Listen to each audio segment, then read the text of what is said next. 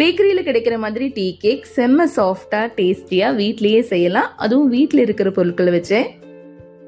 Tea cake பண்ணுறதுக்கு முதல்ல 1 cup அளவு மைதா மாவில் 1/2 டீஸ்பூன் அளவு பேக்கிங் பவுடர், 1 டேபிள் ஸ்பூன் அளவு மில்க் பவுடர், கூடவே 2 பிஞ்ச் அளவு சால்ட் எல்லாம் சேர்த்து நல்லா கலந்துட்டு சலிக்கணும்.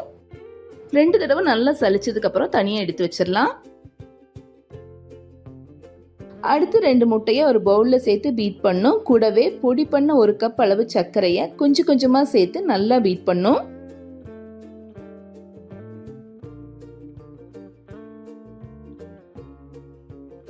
இது நல்லா பீட் ஆனதும் 1 டீஸ்பூன் அளவு வேனிலா எசன்ஸ், கூடவே 1/4 டீஸ்பூன் அளவு பைனாப்பிள் எசன்ஸும் சேர்த்து நல்லா பீட் பண்ணிட்டு எடுத்து வச்சிடலாம். நெக்ஸ்ட் 1/2 கப் பாலில் 50 கிராம் பட்டர் சேர்த்து அது மெல்ட் ஆகிற வரைக்கும் நம்ம சூடு பண்ணணும். பீட் பண்ணி எடுத்த முட்டையோட சலிச்ச மாவை சேர்த்து கொஞ்சம் கொஞ்சமா மிக்ஸ் பண்ணணும்.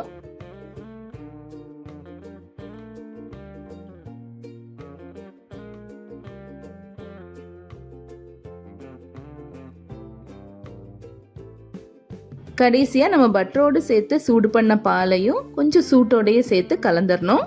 பால் சேர்க்கறதுக்கு முன்னாடியே நம்ம 170 டிகிரியில 10 மினிட் ஓவனை ப்ரீஹீட் பண்ண வச்சிருக்கணும்.